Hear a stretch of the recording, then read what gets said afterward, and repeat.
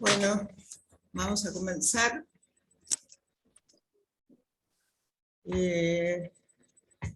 Bueno, buenas tardes, buenas noches. Hoy es la última clase del seminario. Y bueno, el año próximo vamos a continuar, por supuesto, con el seminario. Les adelanto que el título va a ser Eróticas. Y bueno, ya les va a llegar la información por los medios habituales. Entonces, hoy cerramos el seminario y presentamos la revista, el número 28 de Enlaces. Y pensaba que está muy bien que así sea, porque la revista refleja el producto de un trabajo realizado previamente, y esto en varios sentidos. Obviamente, para quienes participamos en el armado de la revista, su publicación es la concreción de un trabajo que lleva su tiempo y que en cada número plantea desafíos distintos. Pero también, entre sus páginas, encontramos lo trabajado en este seminario. Parte del material de la revista son algunas de las presentaciones realizadas aquí, en este marco. Y en algunos artículos, cuyos autores son integrantes del departamento, también podemos leer lo elaborado en los módulos de investigación. O sea, en la revista queda plasmado parte del trabajo del departamento. Este, podríamos decir, es el material que tenemos a mano para la revista. Pero sabemos que Enlaces no queda reducida a esto, sino que se hace eco de los debates y los acontecimientos contemporáneos, sean globales o locales, y de las distintas cuestiones y temas planteados en el seno de la MP. Y desde allí pensamos algunos ejes, que nos lleva a algunas reuniones del comité, y así salimos a buscar material. A veces este material nos llega, digamos, espontáneamente por algunos amigos de Enlaces. Este año, por ejemplo, quisimos acompañar la propuesta de las jornadas anuales de EOL y publicamos un dossier sobre el cuerpo. Para el Alejandra, cual, sí, no se me escucha bien. Que subas un poco la voz, porque no se te escucha bien. Bueno. Entonces decía que este año habíamos decidido acompañar a las jornadas anuales de EOL y publicamos un dossier sobre el cuerpo para el cual convocamos a varios colegas a escribir. Aunque, digamos, el tema del cuerpo en realidad atraviesa toda la revista. Santiago Formastorfer, que hizo el editorial, lo plantea bien. El pase, que es un tema candente en este momento en la MP, también está presente, no solo en la sección correspondiente, porque la revista está dividida en secciones, sino que además está presente un temprano artículo de Jacqueline Miller, que se actualiza hoy en todo su valor. Digamos, tomo esto como algunos ejemplos para dar cuenta de cómo pensamos la revista. Supongo que nuestros invitados contarán un poco más del contenido de la misma, ¿no? Y de los artículos. No solo los temas propuestos en la MP están en el centro de nuestras preocupaciones, sino también las manifestaciones contemporáneas del malestar en la cultura, con las cuales convivimos y nos atraviesan. Es por esto que nuestra revista muchas veces tiene ese color local. Solemos también rendir homenajes a quienes saben hacer con ese material, como los artistas. Tenemos algunas secciones fijas que están presentes en los distintos números, como conceptos, clínica y pase, dedicadas al psicoanálisis en intención, y época, artes visuales, teatro, literatura. comentarios de las novedades en libros y revistas, bueno. Y otras que van variando dependiendo del momento en que sale la revista. Por ejemplo, en este número están las secciones Ellas y Familia, que por ahí aparecen también en otros números, y bueno, y el mencionado dossier sobre el cuerpo.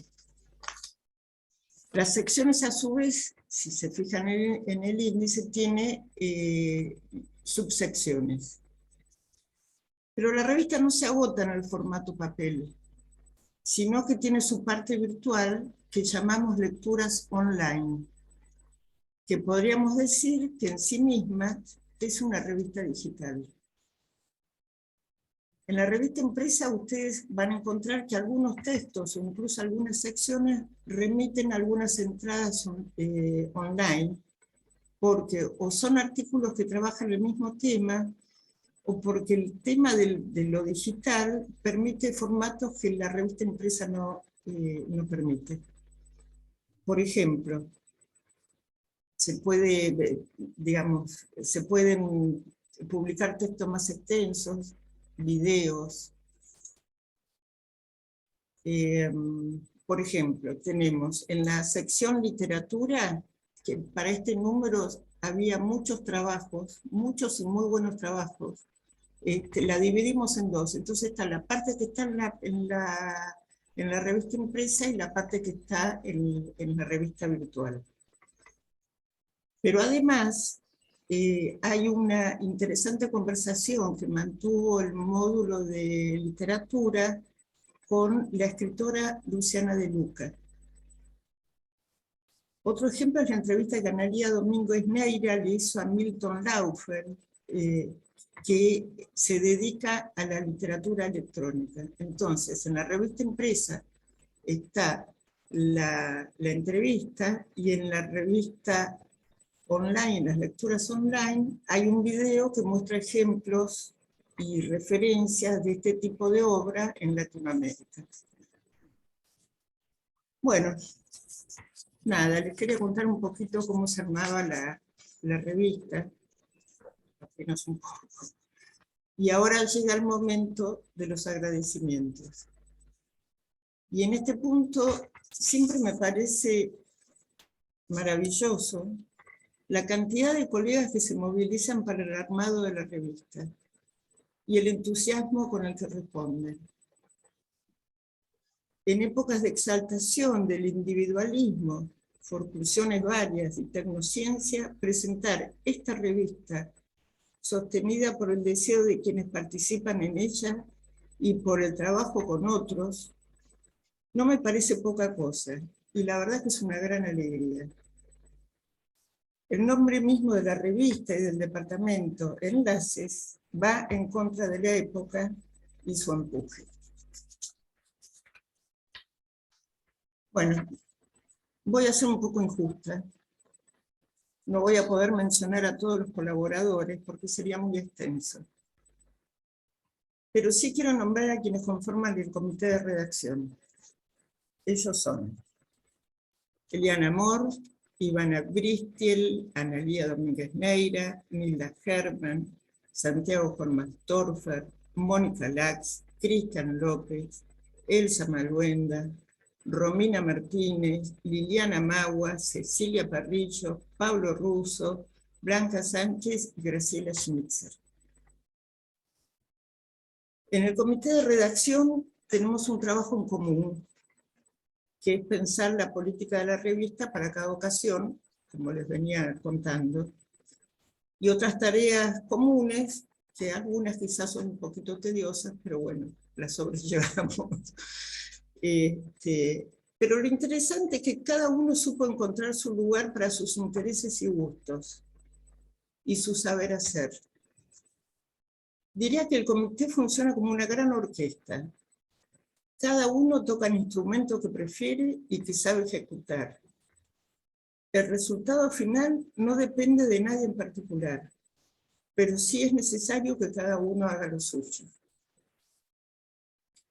Hay además colaboradores estables, como Alex Crivelli, Juan Gerardo Ortega, Ludmila Malchevsky, y hay quienes colaboran ocasionalmente en cada número, que son varios y se suman con mucho entusiasmo.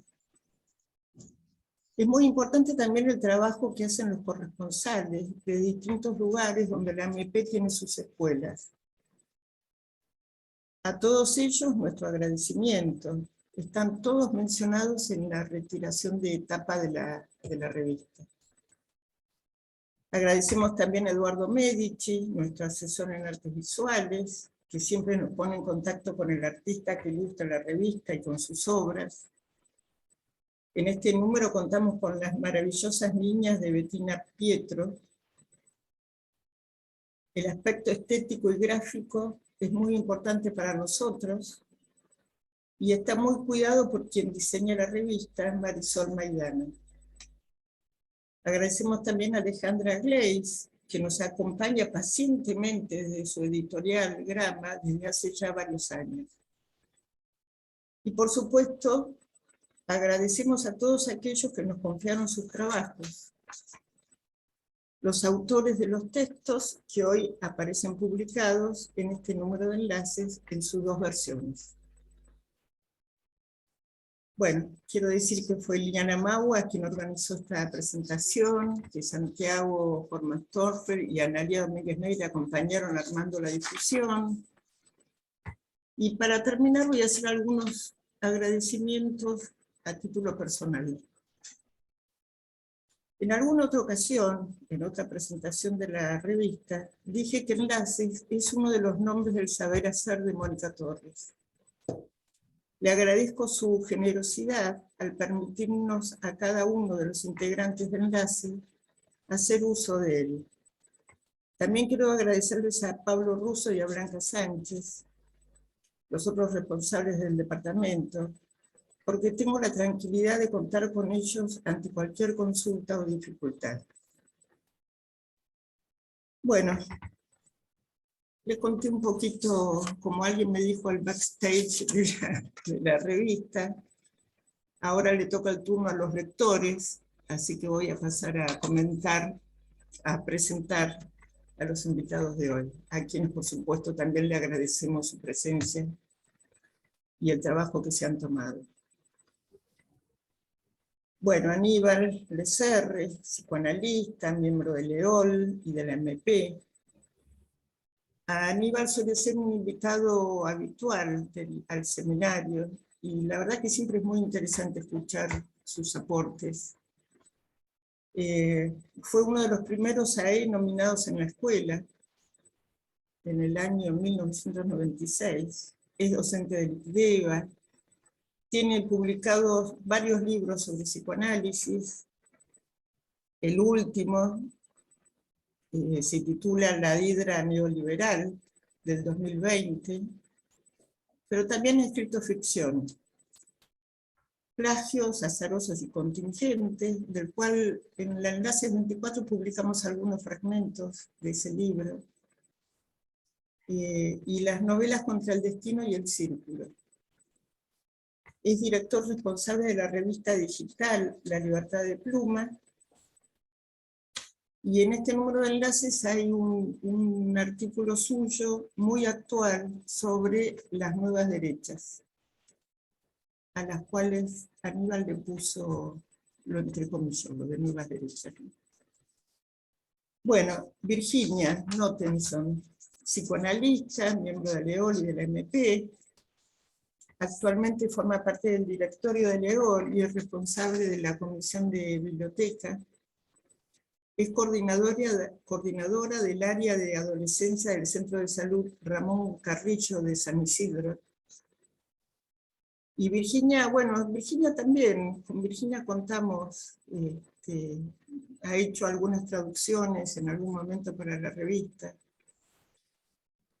Y por último, Ana Viganó, también psicoanalista, miembro de la ANEL y de la MP. Ana es argentina, vive desde hace varios años en Ciudad de México, pero ahora nos va a hablar desde París.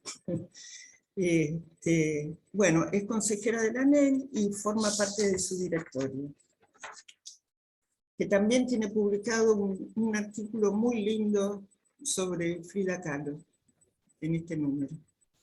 Un artículo que presentaste en el Congreso, en MP. Bueno, le paso la palabra a Aníbal. Va a hablar primero Aníbal, después Virginia y por último Ana. Así que bueno, los escuchamos, Aníbal. Bueno, agradezco por supuesto la gentileza de invitarme a presentar la revista Enlaces que recién Alejandra sintetizó bastante bien. Es un gusto realmente para mí estar con ustedes hoy.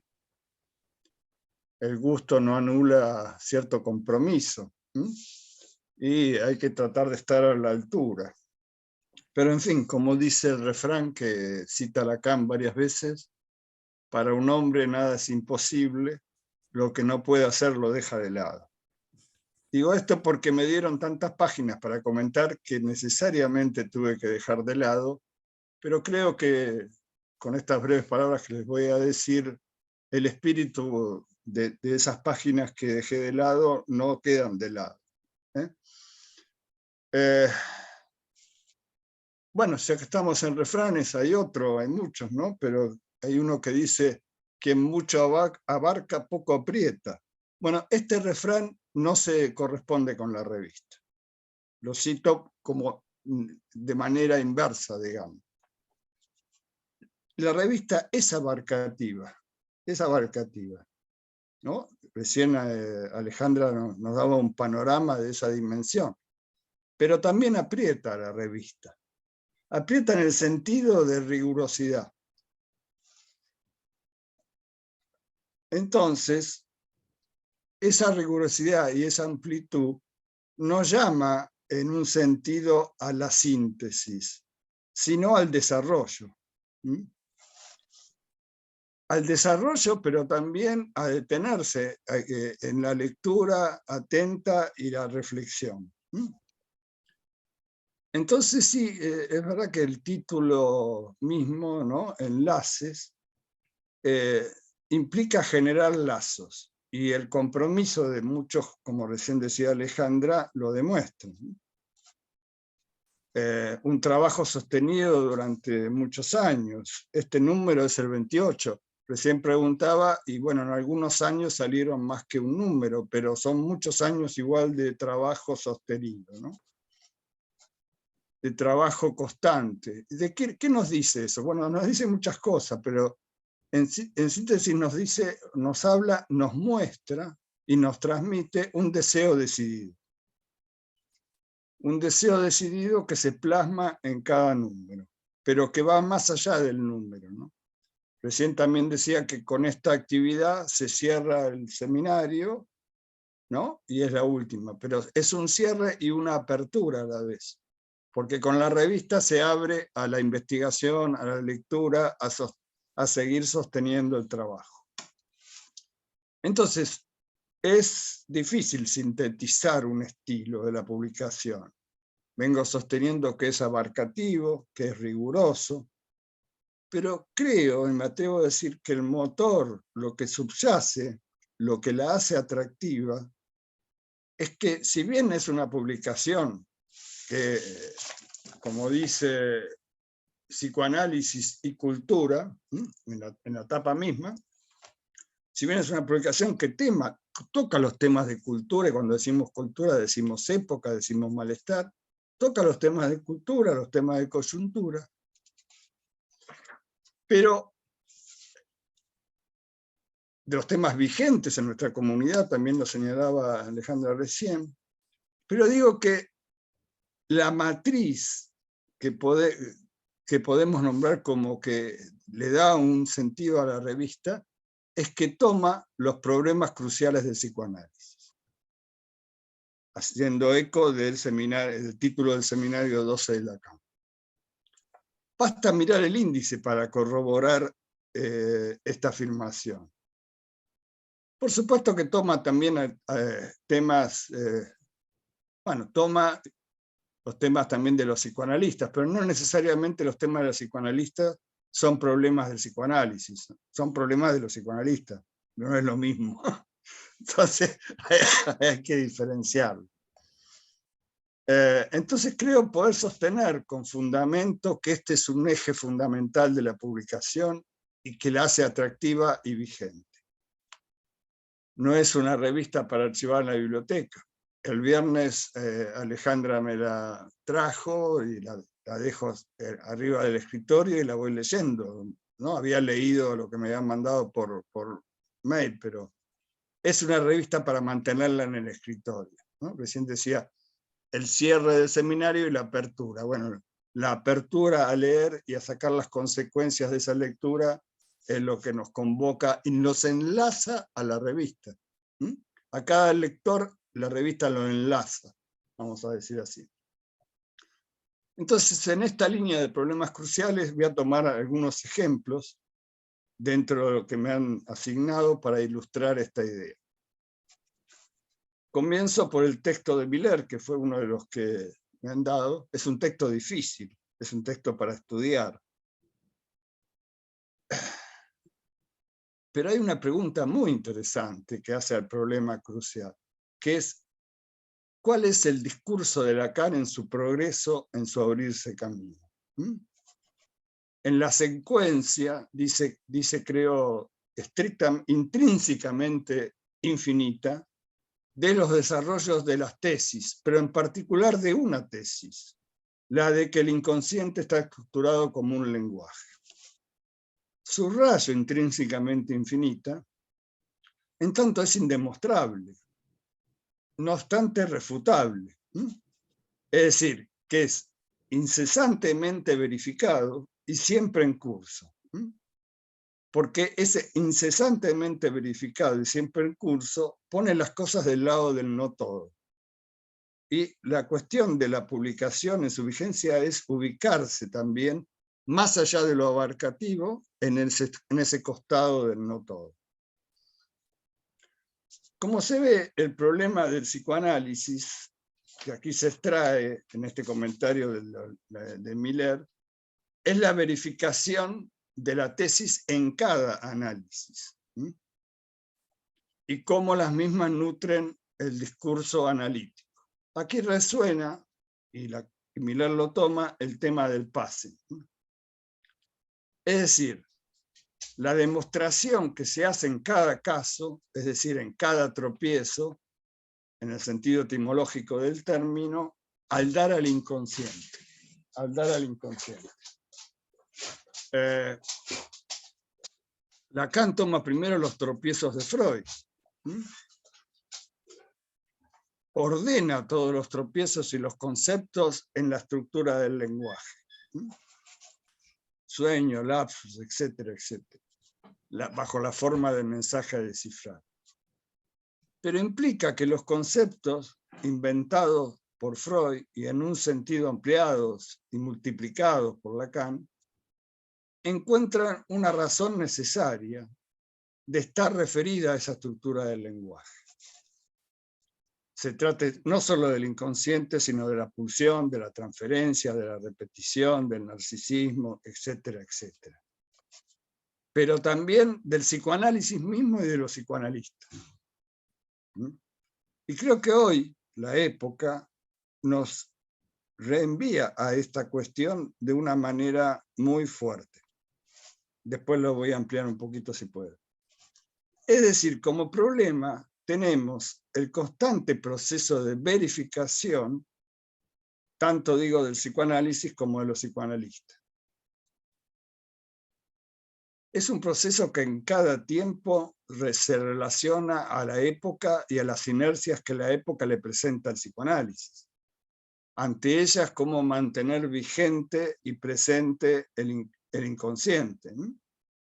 Por ejemplo, hoy para mí la inercia que nos presenta el discurso neoliberal, que ocupa para mí el lugar del discurso amo contemporáneo, tiende a borrar la gestación, a través de la gestación de una nueva subjetividad, esa relación al lenguaje tan importante. Tiende a borrarlo bajo la tiranía del individuo. En este contexto, cómo mantener y hacer conocer, con la experiencia del pase, pero no solo con el pase, Pero el PASE, ¿qué nos plantea? Tiende a asegurar la posibilidad de que un matema de lo particular, no obstante, se pueda transmitir. Es decir, que en esa transmisión, que es la transmisión del PASE, es la transmisión del deseo del psicoanalista en tanto hacer existir el psicoanálisis. Bien. Otro ejemplo, voy a ser un poco más sintético, de los problemas cruciales que la revista es el artículo de Delgado. No me atrevo a decir el título, pero el título está en alemán, creo, yo no lo sé pronunciar, así que me disculpo. Allí Delgado, Osvaldo, nos presenta el efecto que le suscitó, es decir, la vuelta que le viene de lo que él plantea con su matema particular, digámoslo así, de los colegas, es decir, de los que escuchan su testimonio. Lo plantea en la diferencia entre angustia y emoción. Yo lo tomo como ejemplo justamente de eso, que no hay el matema que valga para todos y en cada ocasión, sino el intento de transmitir cada vez. El intento de transmitir cada vez. Y creo que hoy, no sé si llamarlo crisis, pero la cuestión del pase se trata de cómo podemos formular y dar la mejor cabida posible al intento, y subrayo la palabra intento. Esto lo podemos enlazar al artículo de Cecilia Fasano, que toma cierta ironía lacaniana en cómo se puede ser persa. En tanto sitúa la pregunta cómo se puede ser psicoanalista. Problema crucial y vigente permanentemente. Cecilia ubica en su desarrollo una afirmación que a mí me parece muy interesante, muy importante, la he tomado varias veces, que es la frase del Trieb de Freud y del deseo psicoanalista, que dice, es el deseo del analista en el que en último término opera en un psicoanálisis. Sin el ánimo de corregir, no entro en polémica, pero tengo entendido, y habrá que revisar, yo creo que en su momento lo revisé, que la traducción es que en último término opera en el psicoanálisis y no en un psicoanálisis. Y no es un matiz presentar las cosas, porque el él contiene al un, pero él incluye al un, pero el él nos plantea el problema de los tres registros, es decir, el problema clínico, el problema político y el problema epistemológico. Y siempre el problema actual de cómo sostener el psicoanálisis. Les hablaba recién de la inercia del neoliberalismo. Entonces, ante esa inercia, no olvidar nuestra referencia al lenguaje, no olvidar la vigencia subversiva del deseo del analista, al cual también nutren los matemas particulares. Ahora, ¿eso es la única manera? ¿Es lo único? No. Por ejemplo, la publicación es también una manera de presentar ese problema y esas cuestiones. Y creo que Enlace es atractiva porque lo hace. Bien, para finalizar, supongo que con el paso del tiempo uno se vuelve más obediente, ¿no? Menos revoltoso. Pero esto es una verdad que yo acepto a medias. Es decir, que traté de ser obediente, pero no pude. Y me vuelvo a disculpar, no pude tomar todo lo que me sugirieron. Pero creo que este de plantear el eje en problemas cruciales aborda y deja presente a esas ausencias. Son la presencia de una ausencia, digamos.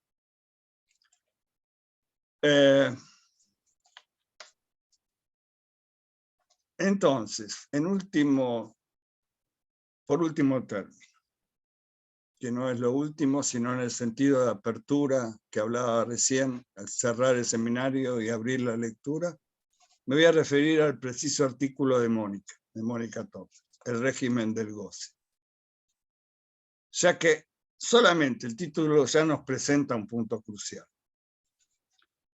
No voy a hacer un detallado comentario de las precisiones, tienen ustedes el artículo, sino subrayar la presencia del mismo en la revista, la presencia del artículo en la revista, y que transmite esa presencia lo que antes llamaba o ubicaba como las manifestaciones de un deseo decidido. Transmisión en la pregunta con la cual concluye su artículo.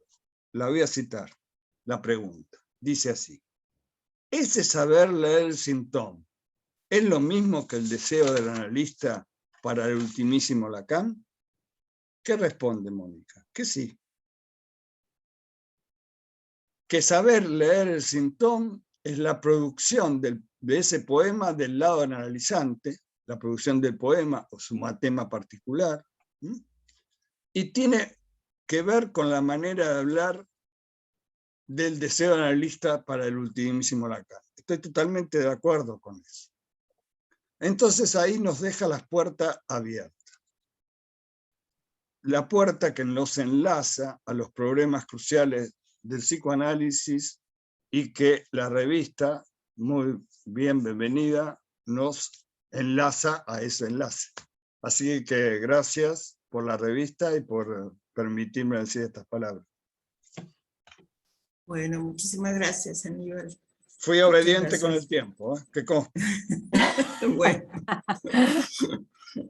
Bueno, Virginia, te escuchamos. Bueno, ¿me escuchan bien? Sí. Buenas tardes a todos. Ay, yo ni me planteé si iba a ser obediente o no iba a ser obediente. No te creemos, Aníbal.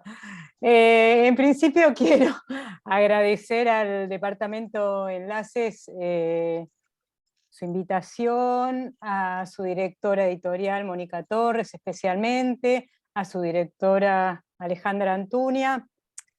Era un chiste, Aníbal, porque acabo de ver el título de tu artículo y me parece fantástico. Yo, en cambio, me pregunté, y en cuanto recibí la invitación, me puse a buscar, a ver cómo presentar una revista, cómo presentar la revista Enlaces, cómo abordar semejante volumen, ¿no?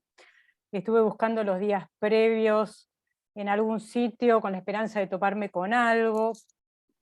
Encontré las 7 instrucciones de Cortázar para la vida, de las que valoricé, por ejemplo, que conviene subir una escalera más de frente que de costado o para atrás. Se ve que Cortázar no andaba en barco. También daba instrucciones sobre cómo llorar, cantar y tener miedo, pero sobre libros o revistas no decía nada. Encontré varias notas de Barico a propósito de su libro Una cierta idea de mundo, en el que recomienda los mejores 50 libros que leyó en una década. Ahí nos vamos acercando. Quizá una revista tenga alguna homología con una biblioteca. Barico toma un consejo de Ítalo Calvino, quien dice que en una biblioteca tiene que haber un equilibrio entre los clásicos y los contemporáneos. Algo de eso encontramos en la revista Enlaces. Textos de autores que consideramos referentes y que conjugan lo clásico y lo contemporáneo en la medida en que mantienen un ordenamiento clásico y que abren e invitan a la variedad de lecturas plasmadas en escrituras. Las enlazan. También las secciones mantienen un ordenamiento clásico, se mezcló el párrafo, y que abren a lecturas de la época, ¿no? Volviendo a Barico, dice que lee algunos libros que quisiera haber escrito él. ¿A quién no le pasa? Me pasó leyendo alguna de las notas de este maravilloso número. Hay otro modo de acercarse al Enlaces 28 para el que se atemorice frente a su grosor. Puede aliviar la ansiedad recorriendo las ilustraciones, maravillosas todas. La artista que ilustra este número es Bettina Pietro. La portada es una fotografía intervenida a la que llama Una tarde atípica.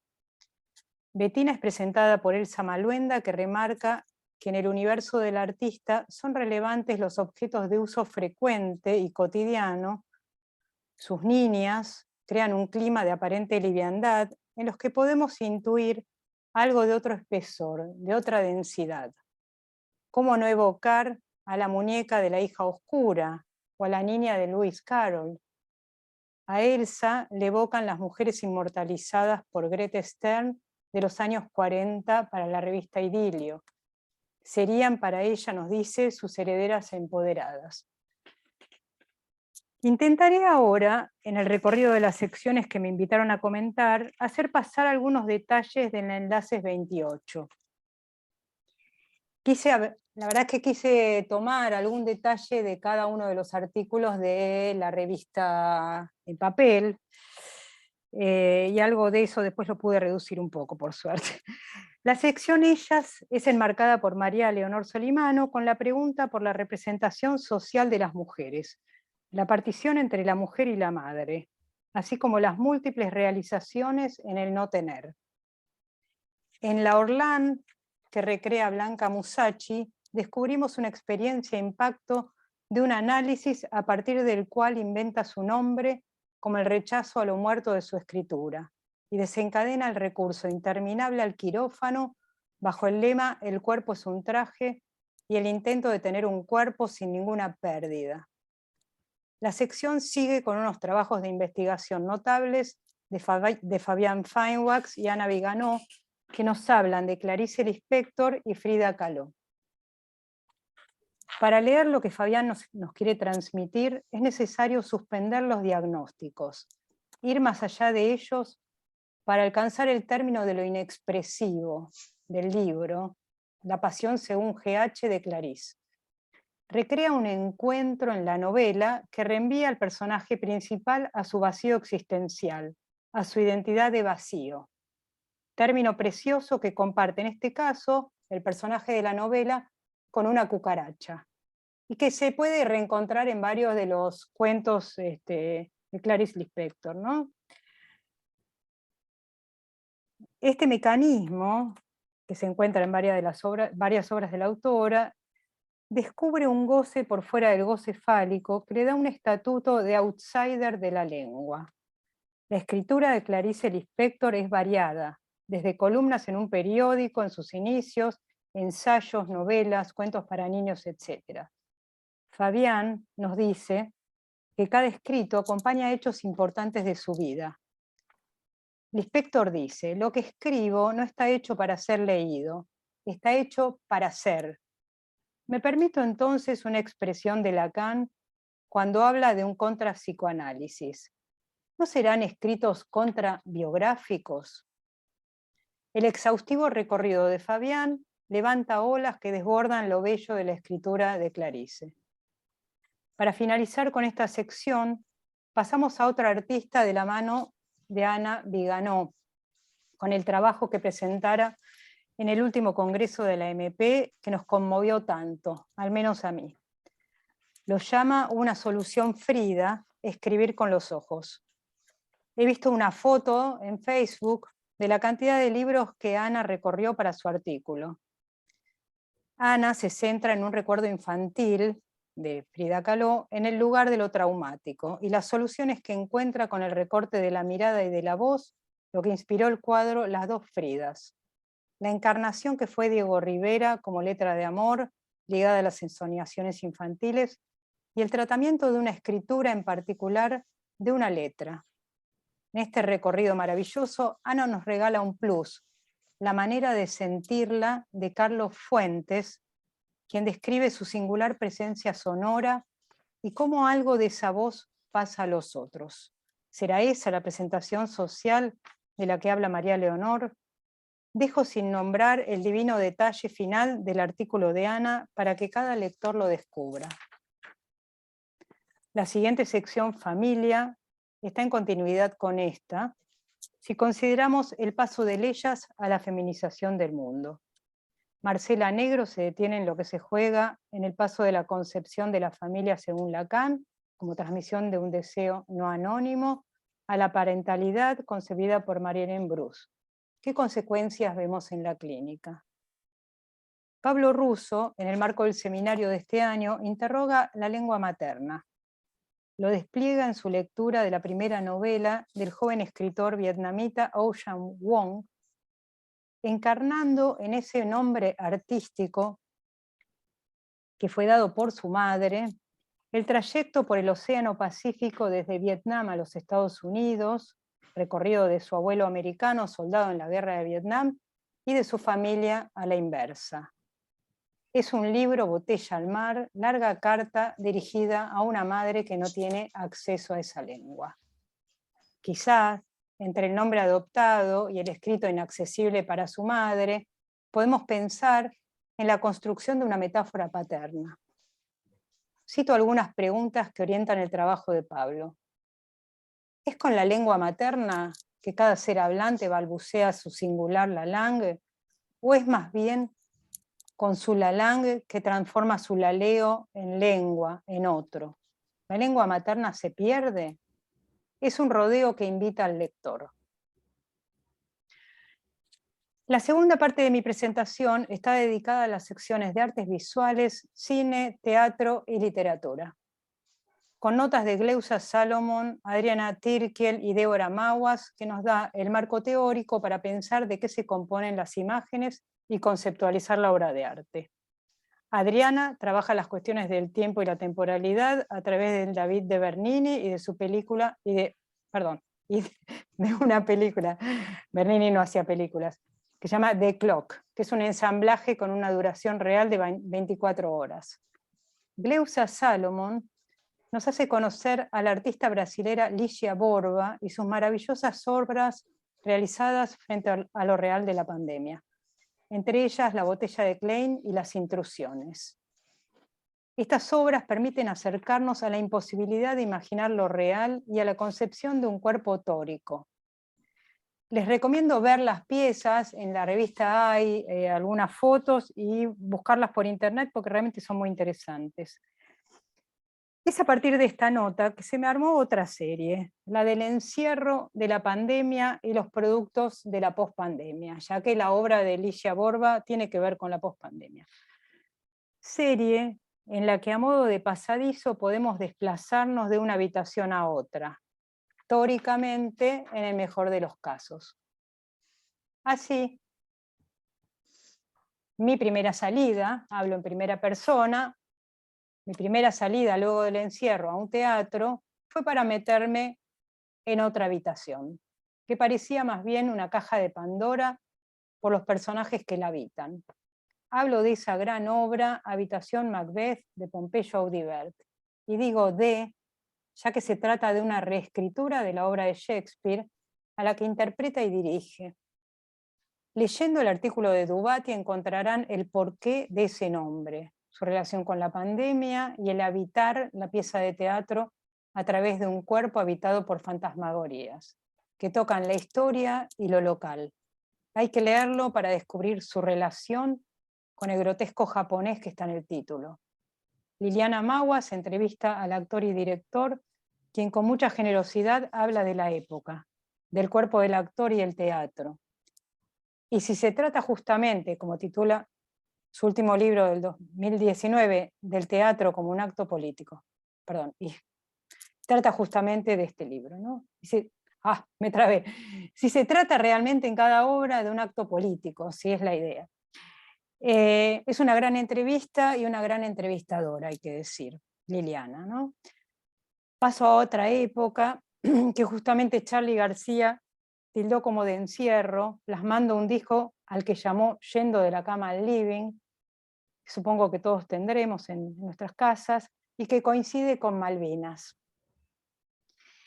Enlaces dedica un espacio a la conmemoración de los 40 años de la guerra, con un artículo en el que Laura Baumarder recrea el concepto de biodrama, creado por Vivi Tellas, y que tiene su raíz en el teatro documental de Bertolt Brecht, artículo que enmarca la obra Campo Minado de Lola Arias, que se inició en el año 2016 entre Londres y Buenos Aires. Ellos iban y venían interpretando la obra en un lado y en otro, mientras se acostumbraban a la mutua presencia y tolerancia, ¿no? Después de muchos años de trabajar juntos. Esta obra indaga sobre las marcas que deja la guerra, la relación entre experiencia y ficción, las formas de representación de la memoria. En particular, la vi en 2 ocasiones, en las que comprobé que hay un teatro que toca el cuerpo, que incluye a cada espectador desde su memoria singular, y siendo nuestra historia de lo visto y lo oído. No fue lo mismo para mí verla por segunda vez un 2 de abril, con una audiencia colmada de excombatientes entre su público, lo que me dejó la sensación de que hay algo que no cesa de no escribirse en nuestra historia. Paso del encierro a la encerrona. Elsa Maluenda nos presta un recuerdo, el día en que Leonardo Fabio le salvó la vida. Marca del suceso traumático que fue Seiza el 20 de junio del 73 y del rasgo que orientaba este fuera de serie de nuestra cultura. No se lo pierdan el artículo. Otros artículos de estas secciones: Drive My Car, con libro de Murakami, filmada por Hamaguchi, y Las pasiones del ser, El odio amoramiento, en la pluma de Esperanza Molleda, que es una psicoanalista de la ELP. Colin Wright, de la NLS, interpreta la cachetada más famosa de los últimos tiempos, la que propinó Will Smith. Es muy divertido este artículo, que aparte es un artículo que rescata el pensamiento de Joan Rivière. Luego pasamos de la mascarada femenina a lo femenino lacaniano en oposición a la madre, y el recorte de una escena que hace Jacinta Dauer del film She's So Lovely de John Cassavet. También Claudia Zampaglione y el análisis de la obra de Jean Cocteau de 1930, La voz humana, y 2 versiones, la de Rossellini de 1948 y la de Almodóvar de 2020. Un escrito disfrutable que analiza la voz en su dimensión aislada y sus declinaciones, y lo que cambia en la versión de Pedro Almodóvar en su inspiración por la mujer doliente. Constanza Meyer, analista de la ELP, frente a una versión del monólogo de Molly Bloom, a cargo de la actriz Maggie Mira, que lo interpretó 2 veces en su carrera con 40 años de diferencia. Pero volvemos adentro a la serie de las casas. Gustavo de Sal nos mete de lleno en la habitación del protagonista del regreso de Conrad. Un cuento en el que una carta llega a destino. Conrad convierte el lenguaje en un estilete con el que perfora su propia poesía, haciendo sangrar la superficie de la belleza. Una nota para sumergirse. Analía de la Fuente analiza lo que es una morada en la obra de Susana Tenón. También están los comentarios sobre el libro Autobiografía de mi madre, de Jamaica Kincaid, por Valeria Casali, y del libro de Delfín de Vigan, Días sin hambre, por Romina Martínez. Tomás Svolos, con la ciencia ficción y el cambio climático, y la entrevista de Analía Domínguez Neira a Milton Laufer, quien hace, entre otras cosas, como decía Alejandra, literatura electrónica, en donde los textos serían como máquinas vivas de producción de sentido. Me alivió mucho que su novela, la de Milton Laufer, se titule Lagunas. Termino aquí mi extensa reseña, no sin antes advertirles que, al igual que Marvel, Enlaces tiene un universo paralelo, que es la Enlaces Digital. Intuyo que es una enlace suplementaria a este número. Cierro este número, este comentario. El número no lo cierro porque me falta leer la mitad de la revista, con mis felicitaciones a la directora Alejandra Antuña por haber logrado un número que construye cuerpo desde todas las perspectivas. Siempre me gustó a mí que la revista Enlaces no llevara título, como hay muchas revistas que tienen como el título temático. Me parece que tiene como un encanto especial el meterse dentro de la revista y adivinar de alguna manera alrededor de qué fue pensado cada número. También quería felicitar a todos los que hicieron posible este número maravilloso. Bueno, muchas gracias, Vir. Antes de que tome la palabra Ana, les voy a contar una pequeña historia. Que hoy estoy un poco con el detrás de escena.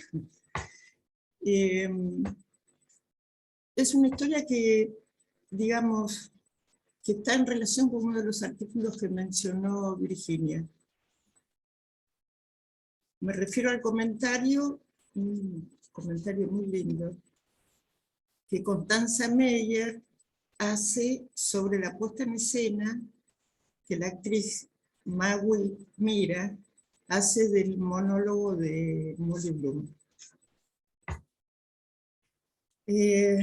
Magui es una actriz valenciana que es, digamos, muy reconocida y que además es amiga de Mónica Torres.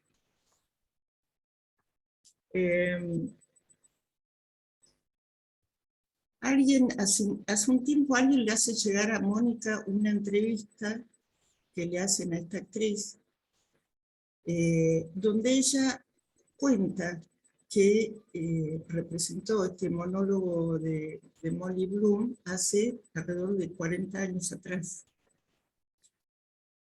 Y cuenta que Mónica colaboró con un texto, que creo que es un texto que salía en el programa. Bueno, entonces alguien le hace llegar esta entrevista a Mónica. Mónica va a buscar ese viejo texto, lo encuentra y lo reescribe. Eso finalmente terminó siendo una clase del seminario de enlaces del año pandémico, del año 2020.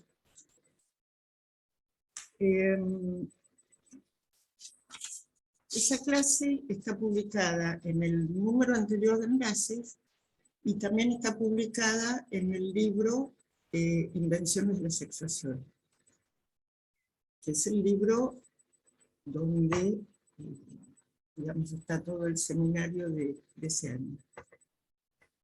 La clase lleva por título La Penélope de Joyce. Pero bueno, la historia no termina ahí, continúa. Mónica le envía esta clase a Magui.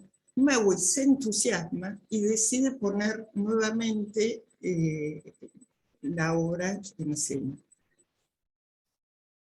La obra, digamos, gana sus premios. Mónica, ya sabemos lo entusiasta que es, invita a mucha gente, a muchos amigos de España a ver la obra. Y cuando estábamos haciendo este número de enlaces, llega el comentario que hace Constanza sobre esa obra de Magui.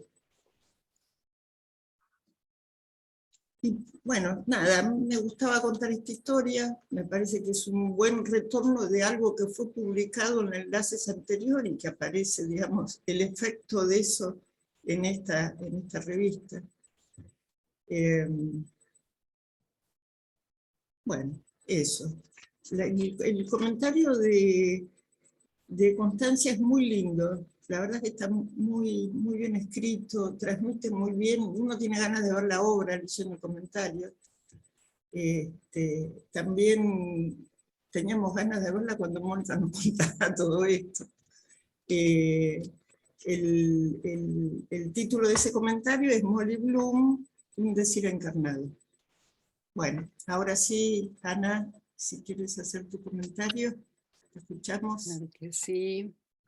Buenas noches a todos. Agradezco, por supuesto, a Mónica Torres, a Alejandra Antuña y a los queridos colegas de Enlaces la invitación a presentar esta revista y compartir este rato de conversación con ustedes. Para comenzar, quiero traer un muy breve poema de Ida Vitale, poeta uruguaya que hace unos días cumplió 99 años. El poema es La Palabra. Expectantes palabras, fabulosas en sí, promesas de sentidos posibles, airosas, aéreas, aireadas, ariadnas. Un breve error las vuelve ornamentales. Su indescriptible exactitud nos borra. Celebro con esta referencia poética tanto a Ida y sus 99 años, como al esfuerzo tanto de los autores de cada uno de los textos que componen la revista Enlaces, como del equipo editorial. Esfuerzo que nos permite ser parte de una fiesta de palabras que celebran, ante todo, la apuesta misma por la palabra en el mundo. Celebración de palabras que recorre vasos comunicantes entre el psicoanálisis y la cultura, organizando vías de lectura rigurosa, debates actuales, pausas de entretenimiento y disfrute, píldoras de formación para los practicantes interesados, perlas de difusión accesibles a los amigos del psicoanálisis que se interesan en la subjetividad de la época, y un abanico que esparce brisas y aromas múltiples que se desparraman por la ciudad para todos aquellos que se sienten convocados por la lectura. Eso es Enlaces. Eso es lo que nos enlaza con este esfuerzo que lleva tantos años fecundos. Felicitaciones por ello. Por la fiesta de este número 28 transita una tensión. En el centro de la fiesta está el vacío, diría Juarros, pero en el centro del vacío hay otra fiesta. Pues en la fiesta que está en el centro del vacío sobre el que la revista se teje, que es el vacío fundamental de la no relación sexual en sus múltiples derivaciones, hay una tensión que Ida Vitale señala respecto de las palabras. Un breve error las vuelve ornamentales. Su indescriptible exactitud nos borra. La tensión entre qué se puede decir, cómo decirlo, lo que nombra y lo que no, lo que pasa y lo que no, y cómo los sujetos nos arreglamos con ello. Nuestro esfuerzo ético de bien decir, hay que decirlo, no es del orden de lo exacto. Bueno, al menos no todo. Y esto tiene consecuencias. Me ha tocado a mí, en la obediencia un tanto sí, un tanto no, una especie de obediencia bi-obediente. Me ha tocado a mí comentar los dos apartados que se ordenan bajo el nervio llamado época, ese que conecta las partes del cuerpo de la civilización y transmite los impulsos sensoriales y motores de lo que denominamos desde Freud el malestar en la cultura. Como dije, está dividido en dos grupos de trabajos esta vez. Grupos que a su vez tienen distintas subdivisiones. El esfuerzo editorial es realmente notable. El primero de esos grupos tiene la tríada posiciones trans, entrevistas, la entrevista a Eric Martí y a Fabricia Di Stefano, y la lectura correspondiente a los 10 años de la Ley de Identidad de Género en Argentina. El segundo grupo se ordena bajo dos perspectivas: segregaciones y nuevos lazos y tecnociencia. En el texto de inicio del primer bloque, el texto de Éric Laurent, llamado Reírse de las normas, encontramos un recorrido muy preciso que nos lleva a distinguir la norma macho de la anorma femenina. Laurent desarrolla muy bien cómo, para el discurso científico y el cálculo que siempre le acompaña, hay de lo uno. Toma como ejemplo la muerte. Hay la muerte, y este se vuelve un asunto de probabilidades, que se traduce en una póliza de gastos y de reintegros, un seguro de vida, un objeto mercantil. Si hay de lo uno, la muerte, hay también la norma. Hay muertes y muertes. Y lo uno en esta maniobra deviene múltiple y economizable. Como consecuencia lógica, Laurent esclarece lo que Lacan advertía, que para la neurosis, de donde surge esta noción de norma en tanto norma macho, norma mala, se multiplican los modos singulares de sentirse no representado allí, el sentimiento de no estar allí. Ese sentimiento es vivido como patológico, fuera de la norma. Pero esta época, la nuestra, verifica tentativas de nuevas normas, como aquellas que se ordenan bajo el imperativo de lo que llama error común. ¿Cuál es ese error común? Encarnar la diferencia sexual, que es un puro hecho de discurso, en un órgano. Mientras que el partener es el goce que se impone, esta norma equivoca al proponer la extensión al infinito de las nominaciones, pretendiendo la estadística, que forcluye que en verdad los sexos son inconmensurables. El goce de cada uno es inconmensurable desde esta perspectiva.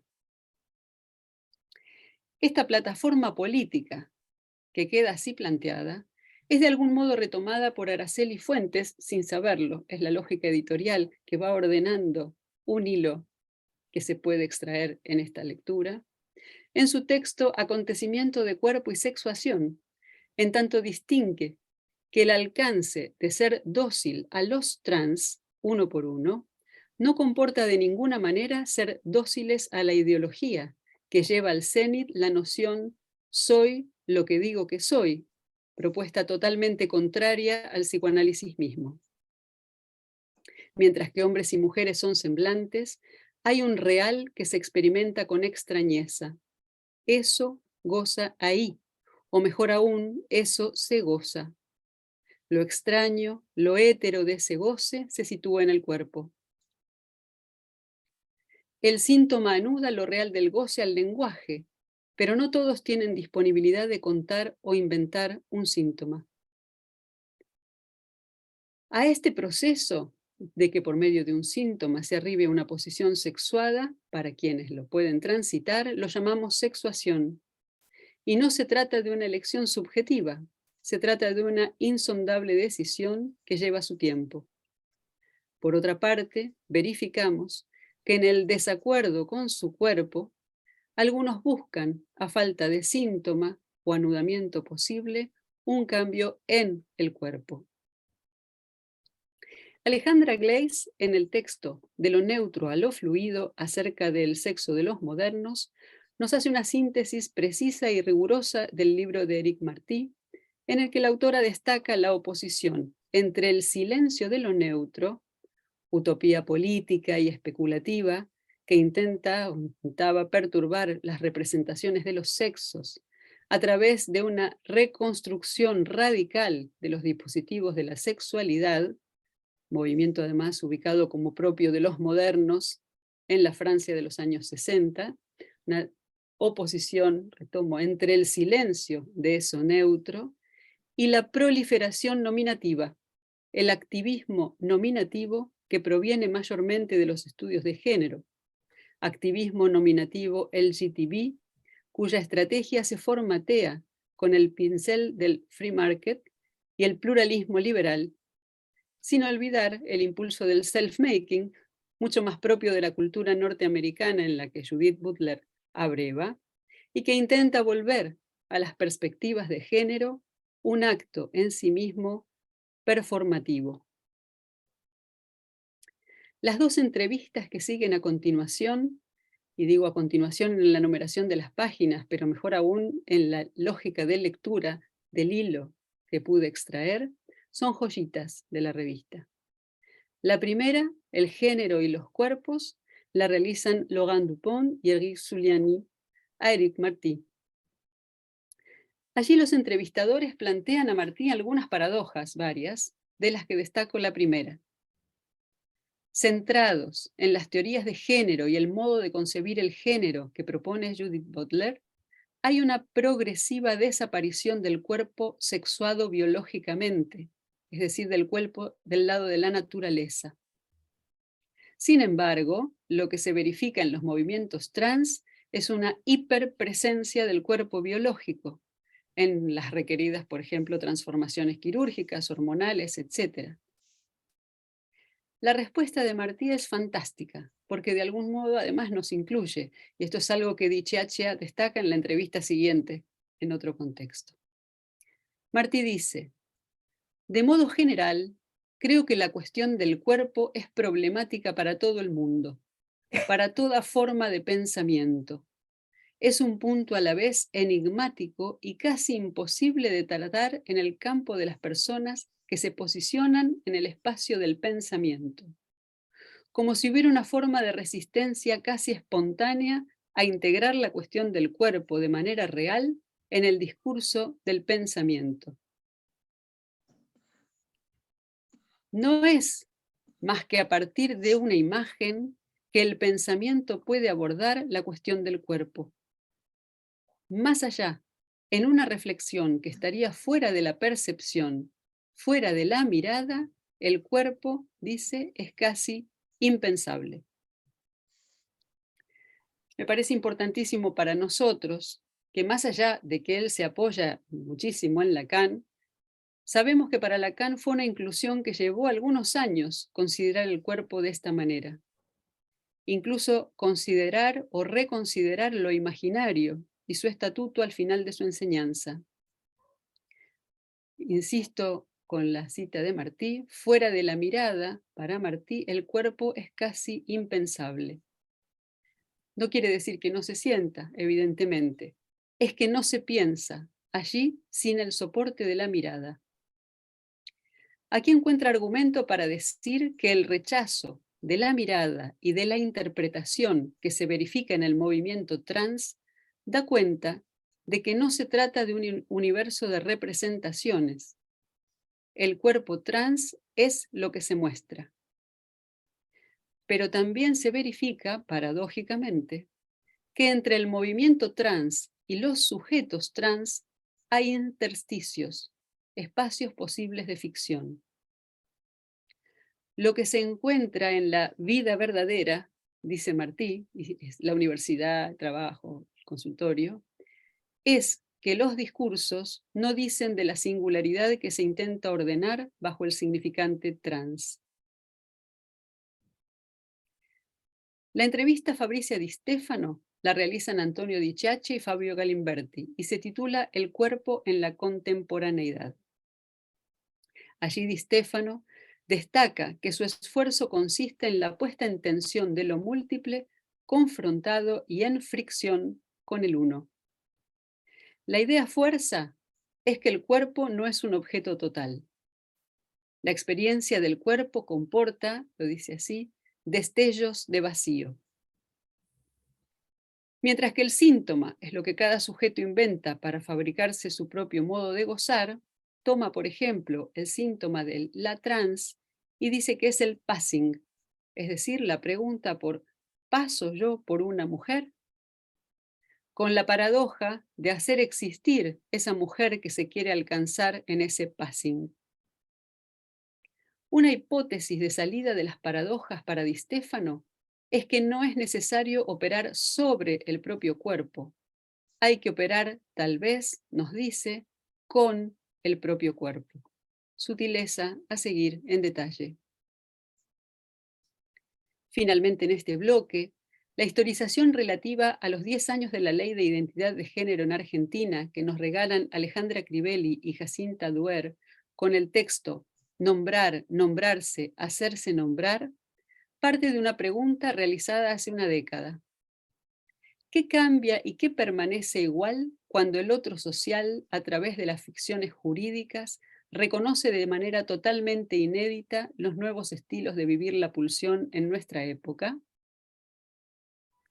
En el derrotero del texto nos enteramos, por ejemplo, que unas 12.000 personas rectificaron sus DNI y que uno de los logros que se propone desde las autoridades a cargo es que estos cambios no pasan por la mirada del otro. Es un cambio drástico en cómo vivir la identidad autopercibida. Es un proceso que ya no tiene que pasar por la mirada del otro, dice textualmente la directora nacional del RENAPER. Interesante cuestión para hacer contrapunto con lo que destacamos de la tesis de Martí. Y así como inician con una pregunta, concluyen con algunas más que nos animan a seguir. Se preguntan, ¿podemos pensar formas de lazo social por fuera de la identificación alienante al significante amo? ¿Qué relación quiere mantener el psicoanalista con las presentaciones clínicas de hoy? Me gustó también la formulación que hacen, la cito: tambalean en silencio los semblantes y llegan las preguntas a la intimidad de los consultorios. Y me preguntaba si, correlativo a las preguntas que ellas se hacen al final del texto, podría uno preguntarse también cuánto de esta intimidad de consultorios tiene también su correlato en la intimidad de los controles de los practicantes, y qué enseñanzas nos va dejando este recorrido en la formación. Del segundo bloque del nervio de la época, voy a comentar algunas cositas muy breves. Comienzo con el texto de Aníbal Leclerc, llamado Aproximaciones para ubicar a las nuevas derechas en la época, tal como ya ha sido nombrado. Como está aquí y es compañero de la mesa, voy a hacerle una pregunta, como si fuera una especie de centro y que haga gol, ya que estábamos hablando de fútbol antes de empezar, que de algún modo está implícita en la dirección del texto y muy seguramente, doy fe, desarrollada en su libro. Pero debo decir que este texto en particular es un texto que abunda en expresiones de carga e intensidad. Mientras que la tesis es que el neoliberalismo, él lo ha comentado también ahora en su comentario, en tanto toma forma de hidra, de reproducción constante, es decir, no importa cuál cabeza se le corte, se reproduce aún más. Neoliberalismo puede ser un significante que nombra y representa a la época. Y las diversas consecuencias declinadas de ello son una lista que ahora que la junté puede resultar un tanto agobiante, y supongo que es lo que nos agobia todos los días en la vida.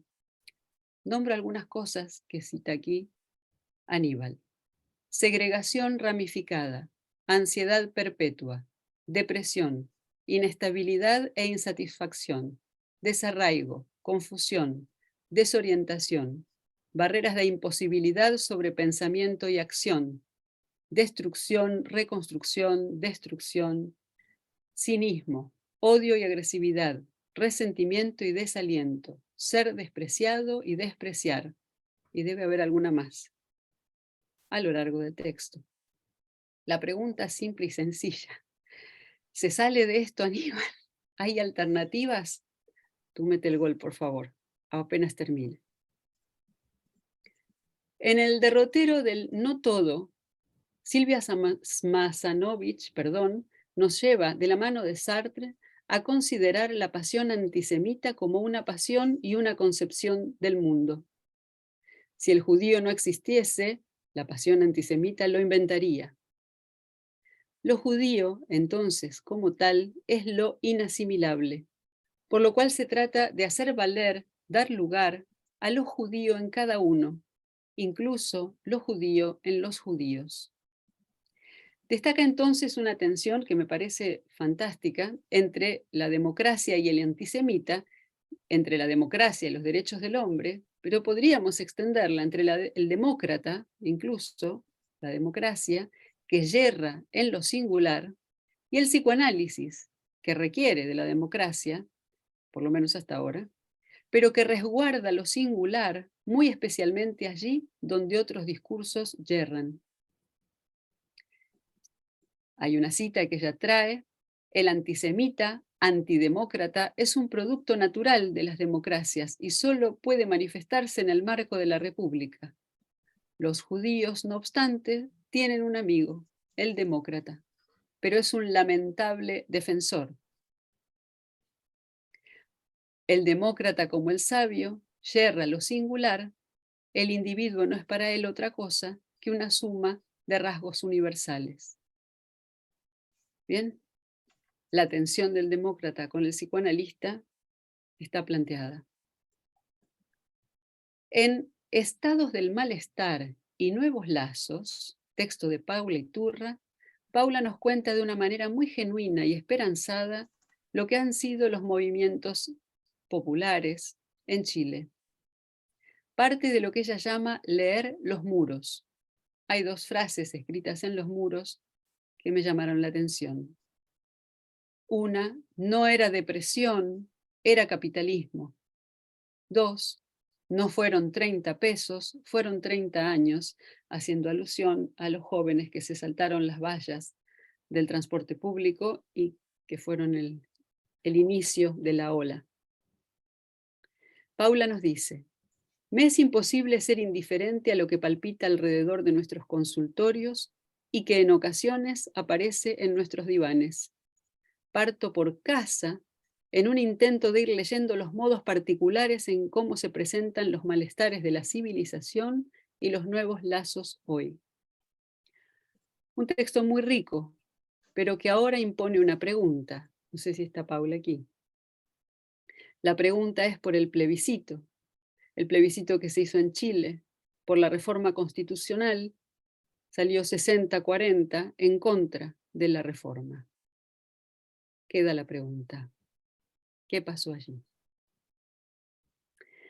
En Encuentro Nacional o Plurinacional de Mujeres, un título en signos de pregunta, Adriana Carrasco nos propone un recorrido acerca de las vicisitudes de este encuentro en la perspectiva en la que lo nacional y o plurinacional irrumpe bajo la fórmula: lo que no se nombra no existe. Fórmula que en su polisemia puede derivar, ya lo hemos destacado, en una infinitización de inclusiones que la autora ubica, no obstante, con el entusiasmo de una ampliación de perspectivas. En todo caso, queda claro en este texto que hay múltiples sujetos políticos, que los cuerpos son políticos, como también sus semblantes: mujeres, lesbianas, transvestis, trans, bisexuales, no binarias e intersex, a los que se suman nación, territorio indígena, etc. El goce de la guerra, de Joaquín Caretti, es un muy buen texto para sopesar que no hay medida justa en las paradojas. Son paradojas y hay que saber hacer con ellas. En el caso de la guerra, la paradoja es que en sí misma es un hecho de discurso, es decir, hace un determinado tipo de lazo social, y no hay civilización sin guerra, al revés de lo que a veces tendemos a pensar, tal vez por vocación pacifista o por cierto horror de lo que esta constatación produce. Si estuviera Joaquín, le preguntaría de todos modos por la paradoja que implica en nuestra época de supuesta caída de los ideales, la idea que sostiene de que los hombres van a la guerra de la mano de algún ideal y empujados por el superyo. Lo cito. Él se pregunta: ¿pero qué lleva a los hombres a convertirse en soldados, a hacer la carrera militar, sino la identificación con un ideal y con un líder, con el cual conforman una masa duradera y altamente organizada, gracias a la obediencia ciega que se exige, obediencia máxima en tiempos de guerra? Paradoja con la noción misma de época. Yo creo, ya lo he dicho, que época es en sí misma una noción paradójica, una noción múltiple, algo resbalosa. Por ello también creo que esta sección da tanto que hablar y tiene tantos matices. Finalmente, de los 4 textos dedicados a la tecnociencia, voy a extraer una perlita. De Un cuerpo sensible al decir, de Fernando Pomba, extraigo la idea de que hay que prepararse para el tirano que vendrá.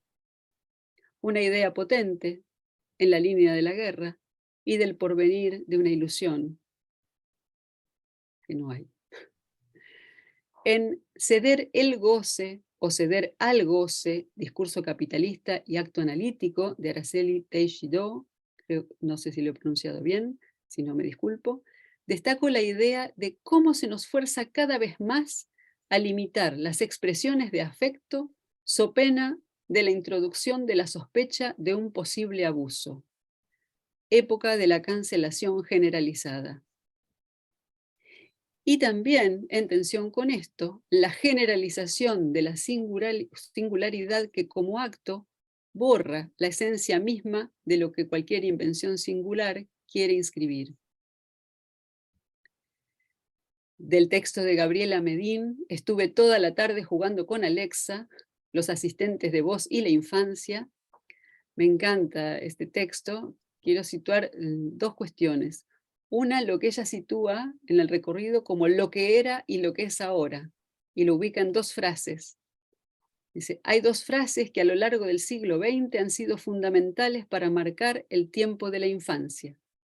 Del lado parental, la frase es, cuando seas mayor, y del lado del niño, no era en serio, estaba jugando. La primera introduce la dimensión de espera y la segunda, la dimensión de ensayo, propias de la escena de la infancia. Y dice ahora, sanciona, considero que ambas están cada vez más ausentes en el discurso contemporáneo y también a la hora de dar una respuesta frente al malestar de un niño. Y como los significantes exactos de ida vitale, borran la espera, el malentendido, el bits, la agudeza, etc. Jorge Faraoni cierra esta serie con el texto Atención virtual, oportuno para pensar en general lo que de lo virtual llegó para quedarse. Lo cito. Los efectos de la pandemia y el avance tecnológico de estos últimos años han favorecido la separación de los cuerpos, la afectación que se produce en el encuentro con el otro. Ese grano de real que encierra el lazo social parece ser evitado dentro del mundo virtual. Luego hace una referencia a cómo la cantidad de sistemas de seguridad no son tan efectivos como lo era el nombre del padre, que funcionaba como una especie de regulador entre los cuerpos, algo que podríamos desarrollar tal vez un poco más, incluso conversar si él estuviera aquí. Me parece que hay un punto de coincidencia con la entrevista de Di Stefano en cuanto a la idea, que es una idea compleja también, de psicotización, como si se esparciera la psicotización, que implica la idea de no contar con el recurso del nombre del padre. En todo caso, me gusta cómo cierra el texto Faraoni, que hay que interrogar, debemos interrogarnos estos conceptos, dice, con seriedad. Unos textos maravillosos que recomiendo leer y releer, yo hice solo una de las lecturas posibles, porque como dice Barthes, la relectura salva el texto de la repetición. Muchísimas gracias. Hasta aquí mi comentario. Bueno, muchas gracias, Ana. Muy buenos comentarios, muy lindo. Me parece que esta presentación es otro lujo más que nos damos en el enlace. No sé si alguien quiere intervenir, hacer algún comentario.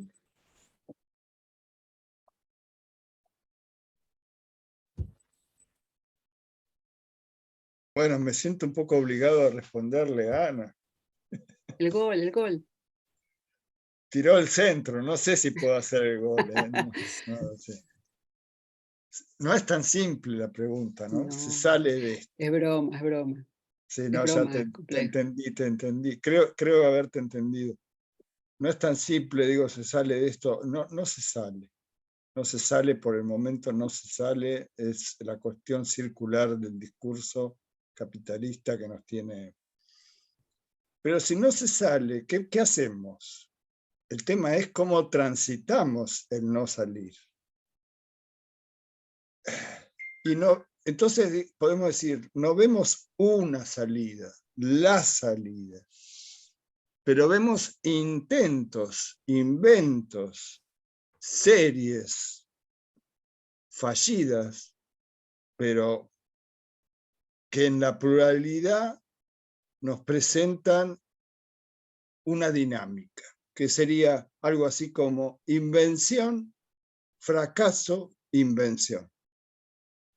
Es decir, que hay inventos que sabemos que van a fracasar, pero lo importante es transitarlos, para no ser transitados solamente, que es diferente. Entonces, tomando otro comentario, no me acuerdo exactamente de un artículo que vos comentaste, ¿ante esto se puede ser indiferente? Yo diría que no se puede ser indiferente.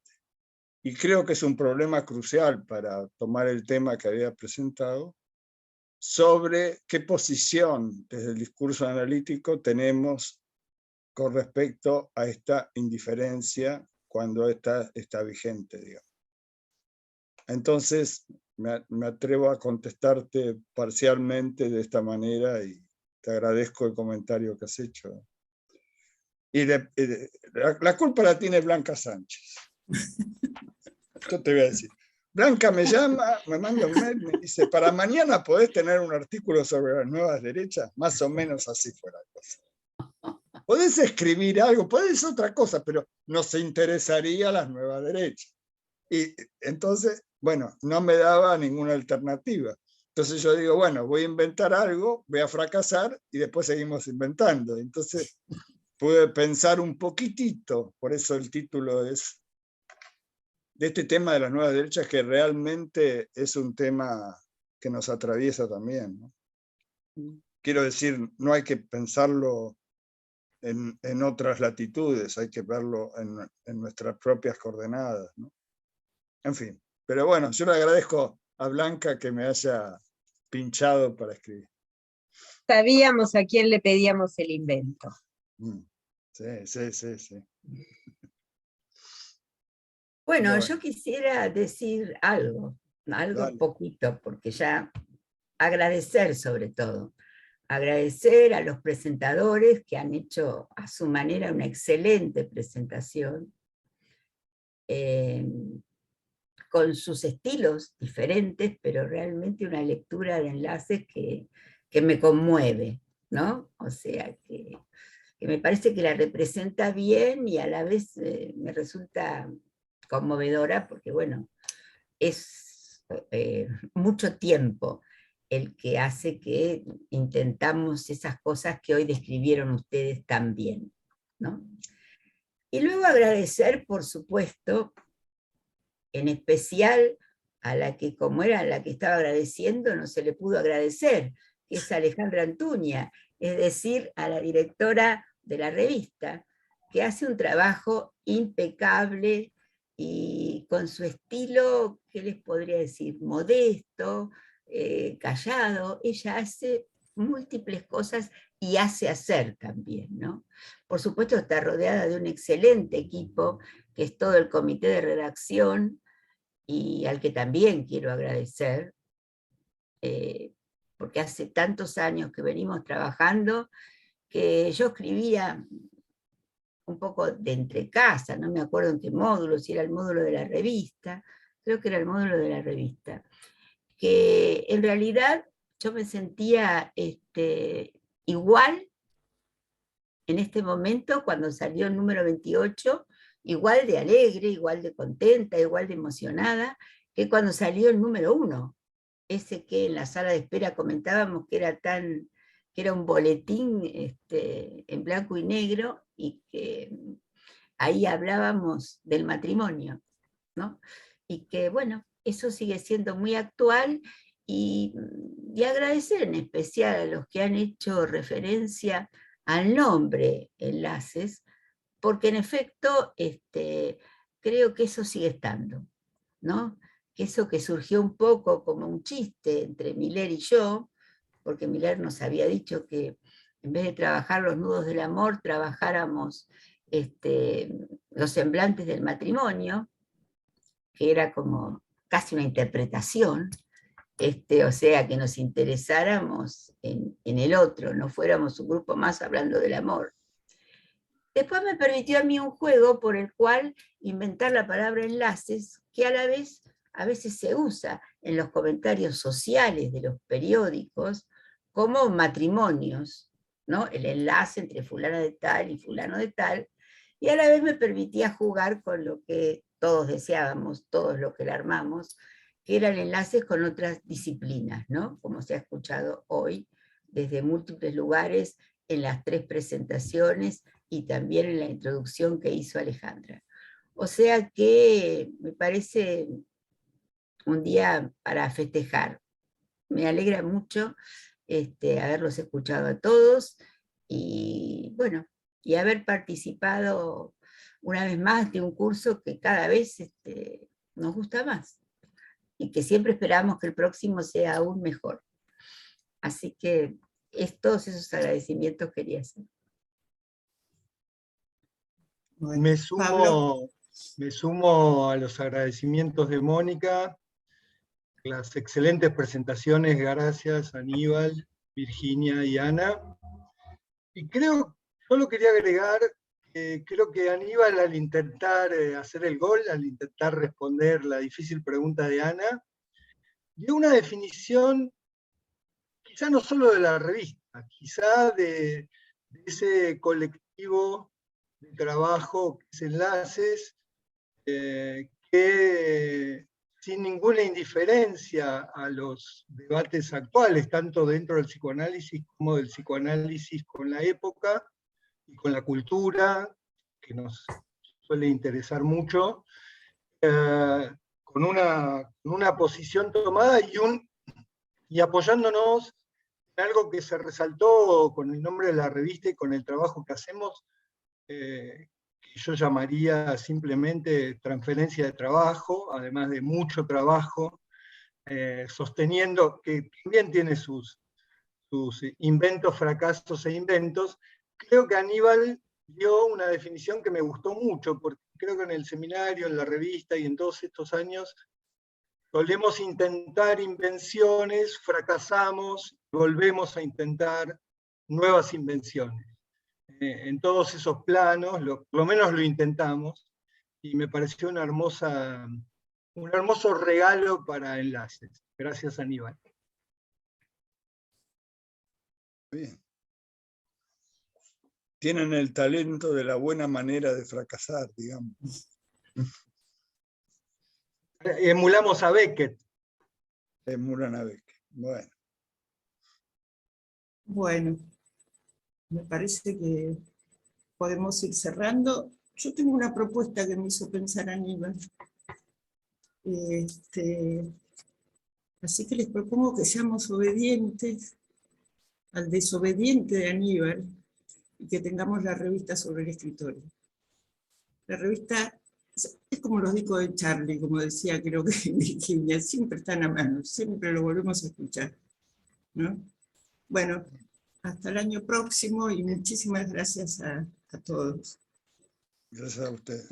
La verdad que... Gracias. Muchas gracias. Muchas gracias. Gracias. Pueden abrir el micrófono. Gracias, Alejandro, a todos. Gracias. Gracias. Gracias. Excelente presentación. Muchas gracias. Excelente. Hasta el próximo año. Excelente. Hasta pronto. Hasta pronto. Los esperamos el año que viene, por supuesto. Muchas gracias. Sí. Gracias, muchas gracias. Muchas gracias.